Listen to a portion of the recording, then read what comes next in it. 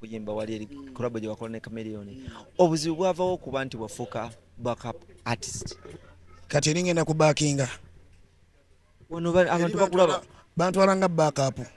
Twala band namba sebo. Kati ebyokuyimba ebyo tobimbuuza genda ku YouTube yange ejja kubuulira kikyennyimba. Anti abantu bakutwala nga backup artist. Ewa. Wano mu Uganda. Ewani. Because bakulaba ngo oyimba ne Chameleon. Abana Uganda basiru nnyo. Moses Radio teyaliko backup artist. Tiafuko muyimbi wa kabi. Kwizo tabeeranga ku backup artist. Isn't he Grammy nominee? Kenzo teyaliko backup artist. But erinnya walikola mangu nnyo paka. Nze nazaalibwa ndi backup artist by the way. Kuba backup artist tuzaalibwa buzaalibwa. Nkinyumirwa by the way ekyo kyonja kikubuulira. Nyumirwa nnyo okubeera ku backup microphone. But I do my music as well ng'omuyimbi. Y'ensonga era entwale Kerala. Singa kye kyali ki mwali badde batwalamu abalala. Because Uganda has a lot of talents, has a lot of artists with big hits. Onfuna bulungi. Era balilonze yabo ne bagamba wayi jangu tugenda okole ki. Ogenda oyimbe. Ask yourself lwaki bajjeyo melody. Gwe obuuzako ebibuuzo ng'ebyo. There are a lot of questions but there are a lot of answers as well. Abantu bagenda representing Uganda and East Africa. This is a progress. Lwaki tubeera ne negative vibe eyo bwetyo. Nange nneeyongerayo mu maaso lwakubanze siri wa kerere. Semulisa nfuna bulungi. Singa kino kyabadde ku muyimbi mulala. Singa temwamufuna dda. Nfuna bulungi. Ne lwaki munfunye ku lunaku olusembayo. Olw'ensonga ebyange I work in silence and winning noise.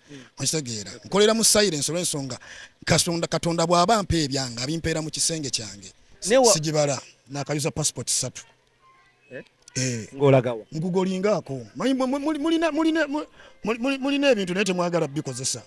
Ngolagawa. Kozesa Google okuyuza passport 3. Kozesa Google ekubuulire emirundi emeka gye ntambula. Genda ku Instagram yange ekubuulire emirundi emeka gye nfuluma e Uganda. Ng'ogenda kuyimba ng'ogenda kuyimba nga ne shows nzipostinga siringa bayimbi bamwe abakuba obukubi bifaananyi ne bakomawo. Bani abagenda ne bakuba bifaananyi ne bakomawo. Bamanyi. Nnyo. Ate nze siri ku budde. Sirina mpapya. Nina ennyimba ezisukka mu 124. Si papa kuta. Kwa teri yantuma mu music. Nkola oluyimba leero n'ensalawo ne ngamba sijja ddubawa. Nendwesigaliza nenga cause music bweyatuuka nze bwemba nnyimba.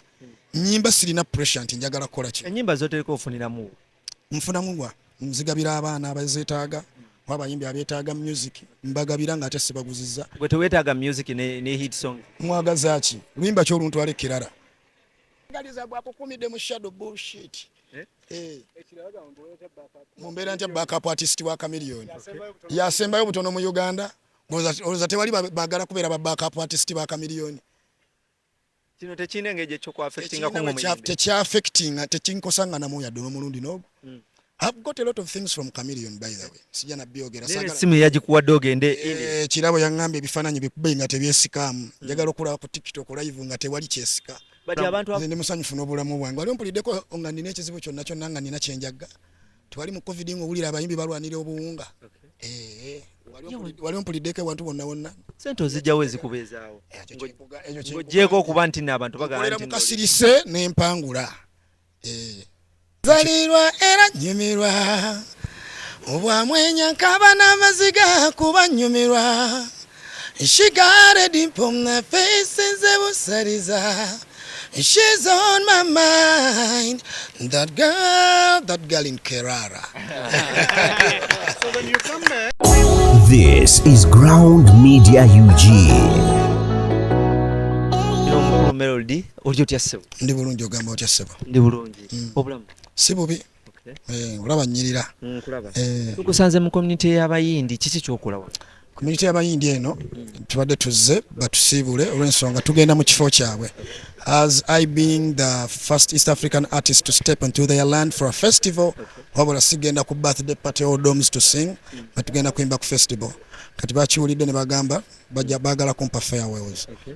Eno diirwa ani yagikuleetedde erabikanga diirwa ensaka? Diirwa eno yagindeetedde naye kamusirikire Kenzo bw'anaabawa eza Grammy nange nja bbawa eyange. Nja mubabuulira. So ogenda kubanga gwa headlininga show oba bakutwalanga omukubi wa band? Actually sigenda ku headlininga show cause kuliko abayimbi bangi nnyo. Ne event egenda kubeera ennaku 3, that's Friday, Saturday, Sunday. Ne ngenda nga agenda okudebutinga ngenda ku showcasinga but I'm going to debut my talent ekarara kati abagendo ba headliners je bali bangi nya basajja bayimbi abakabyo from Australia, US, India. So nzenga the African artist ngenda just ku debuting my talent there sigenda ku headlininga. Tusoke twogereko ku Melody ng'omuyimbi. Melody abantu bangi boogedde ebigambo boli awo oba bituufu oba si bituufu, so ketukufunye endowooza ogenda bituddamu. Melody omuyimbi yali ayimba bulungi nnyo era abantu betu gwe bamanyirako n'akayimba kova okuyimba wali eri kolabo gye wakola ne Chameleon. Obuzibu bwavawo okuba nti wafuuka backup artist. Kati eringenda ku backinga wano abantu bakulaba bantwala nga backup twala bandi namba sebo. Kati ebyokuyimba ebyo byeto bimbuuza genda ku YouTube yange ejja kubuulira kikyennyimba. Anti abantu bakutwala nga backup artist. Ewa wano mu Uganda. Ewani bakulaba ngo oyimba ne Chameleon. Abana Uganda basiru nnyo. Moses Radio teyaliko backup artist. Tiyafuko muyimbi wa kabi. Kwizo taberanga ko backup artist. Isn't he Grammy nominee? Kenzo teyaliko backup artist. But erinnya walikola mangu nnyo nze nazalibwa ndi backup artist by the way. Kuba backup artist tuzalibwa buzalibwa. Nkinyumirwa by the way ekyo kyonja kikubuulira. Nyumirwa nnyo okubeera ku backup microphone. But I do my music as well ng'omuyimbi. Yensonga era entwale kerara. Singa kye kyali ki mwali badde batwalamu abalala. Because Uganda has a lot of talents, has a lot of artists with big hits. Onfuna bulungi. Era balilonze yabo ne bagamba wayi jangu tugenda okola ki. Ogenda oyimbe. Ask yourself lwaki bajjeyo Melody. Gwe obuuzako ebibuuzo ng'ebyo. There are a lot of questions but there are a lot of answers as well. Abantu bagamba nti nno obulamu bwo bumala nnyo ne Chameleon oba oli awo nga ya progressing agenda maaso nga gwosigalo okyaba okola backup. Yeah, kati eno si progress. Sigenda ku representing Uganda and East Africa. This is a progress. Lwaki tubeera ne negative vibe eyo bwetyo. Nange nneeyongerayo maaso lwakubanze siri wa kerere. Semulisa nfuna bulungi. Singa kino kyabadde ku muyimbi mulala. Singa temwamufuna dda. Mfuna bulungi ne lwaki munfunye ku lunaku olusembayo olw'ensonga ebyange I work in silence and winning noise. Okitegeera nkolera mu silence olw'ensonga Katonda bw'aba mpa ebyange abimpeera mu kisenge kyange. Ne wakubako Uganda eno ng'erinnya Melody liri ku topu. But essaawa zino olaba Melody abantu bakunoonya na bunoonya nga tebakulaba. Tukyusa entambi. Bannayuganda balina engezigezi. Ataakuleeta mu music ayagala akusalirewo. Ataakuleeta mu music ayagala yaba akusalirawo nti oluyimba lw'olugenda zanya kusaabwe teba kusaabwe ziti. And that's bullshit because talent zaffe Katonda yazituwa nfuna bulungi. Katonda batwadde talent zaffe tuzireete ewammwe muziwa abakola ki ababyagala ate gwe n'otandika okugamba ono tajja kufuna tajja kuyita otajja kukola bwati. Kati nayo n'enkyusa olutambi n'enduza ewalala. But bagamba nti ebimu ku byakwonoona kuba nti onywa nnyo omwenge ne drugs. How true is that? Kati gwe lwaki interviewing omutamiivu oba okimanyi nti mutamiivu? Gw'ogambye nti baakyogera kitegeeza naawe okikakasa. Ate oyagala ku interviewing omutamiivu. Kati lwaki tombuuza ku kirala n'olyoka ombuuza ku ky'obutamiivu?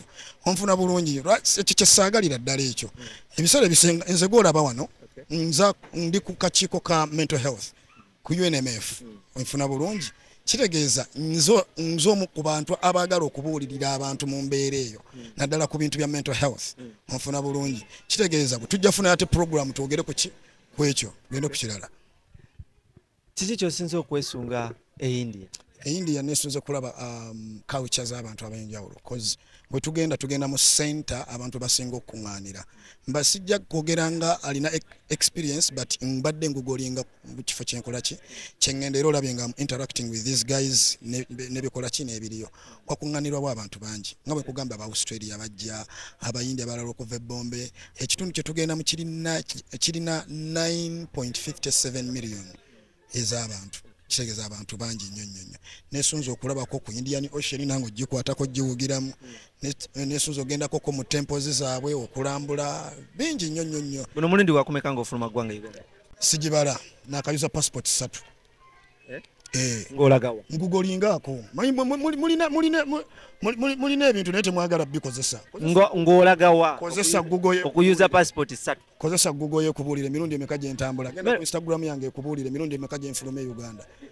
Ng'ogenda kuyimba ng'ogenda kuyimba nga ne shows nzipostinga siringa bayimbi bamwe abakuba obukubi bifaananyi ne bakomawo. Baani abagenda ne bakuba ebifaananyi ne bakomawo? Obamanyi tugende ku kirala muganda. Nga nkumaliriza era nga nkuta Melody kigambibwa nti omakinze abayimbi bangi nnyo oba oli awo wandika n'ennyimba but bomakinga bakuyitako obuzibu buva nze njagaliza nnyo ate nze siri ku budde sirina mpapya nina ennyimba ezisukka mu 124 si papa kuta kuba teri yantuma mu music nkola oluyimba leero nensalawo neŋŋamba sijja ddubawa nendwesigaliza cause music bwe yatuuka nze bwe mba nnyimba sirina pressure nti njagala kukola ki ennyimba zotereka ofuniramu nfunamuwa nzigabira abaana abazeetaaga abayimbi abeetaaga music mbagabira nga ate sibaguzizza gwe teweetaaga music ne hit song mwagaza ki luyimba ky'oluntu alekkerara ziraamu luyimba ky'oluntu alekkerara bwe lwomanyi ekitegeeza batwala talent tebatwala luyimba ku hits eziri e Uganda bandigyemu hit emu ne bagitwala ekkerara naye tebatwala nnyimba aba hits batwala talent eno diruka Milikwezi yagikufunidde Kamere naye mwennyini tagimanyiiko. It was a surprise to him. Naye mwennyini n'akyenyumirizaamu ng'omuntu pana yaŋŋamba Melody gy'ogenda no wantu wanene pana mwennyini abadde tagendangako India yaŋŋambe how I wish I could even escort you. He's so proud of this era nkimwebalizaako nnyo yampadde n'essimu ssebo eyo nnyini gy'olaba bakutte wali eri siga giteeka mu kamera eyo nedda seba gimpadde nga kirabo naŋŋamba sebo Melody genda okuba ebifaananyi byo nga binyirira saagala kuwulira mbu ate simanyi essimu ebadde bweti ate essimu ebadde bweti. Yeah, it was a gift given to me by him yesterday. But oli muyimbi munene owandiika bulungi oyimba bulungi lwaki tostandinga ng'omuyimbi n'okwekwata ku balala wano interviewing ani nekutte kwani gwe nekutte ku Melody bali kino kyalwaleero gwe ndiko gwe nekutteko era ebbanga lyobadde ondabira gwe mbadde nekwata ku Melody ngaliza bwakukumidde mu shadow bullshit mumbeera ntya backup artist wa Chameleon yasembayo butono mu Uganda olowooza tewali baagala kubeera ba backup artist ba Chameleon. Kino tekine ngeje kyo kwa affectinga ko ngomuyimbi tekya affectinga tekinkosanga na moya dono mulundi nogo. I've got a lot of things from Chameleon by the way. Sija na biogera sagala simu yagikuwadde ogende ile kirabo yangambe ebifananyi bikube nga tebyesikamu njagala okulaba ku TikTok live nga tewali kyesika. But abantu abakwogerera nti nno oli feria wasigala kubeera ng'oli mulyeryeesi w'abayimbi owulira otya abo bensinga okwagala nsanyuka nnyo nga boogera batera bongeremu nganze bwe nkola ki bwe mpangula bagira bongera nga boogera yaba boogera baavaawa waliwo eyantuma mu ndongo nti amanja nobody yaman so kati goli musanyufu n'obulamu nze ndi musanyufu n'obulamu bwange waliwo mpuliddeko nga nina ekizibu kyonna nga nina kyenjagga twali mu covid ng'owulira abayimbi balwanira obuwunga waliwo mpuliddeko ewantu bonna sente ozijjawo ezikubeezaawo ng'oggyeko okuba nti n'abantu bagala nti mukasirise n'empangula ekyo kyengamba ne bayimbi bannanga abalala kolera mu kasirise wangule bonagira oli bajja nze ndi backup wa munene ndi backup wa Chameleon asasulira mu dollars kati abayimirirawo bo nga bo nabo bagira babeerawo bo nga bo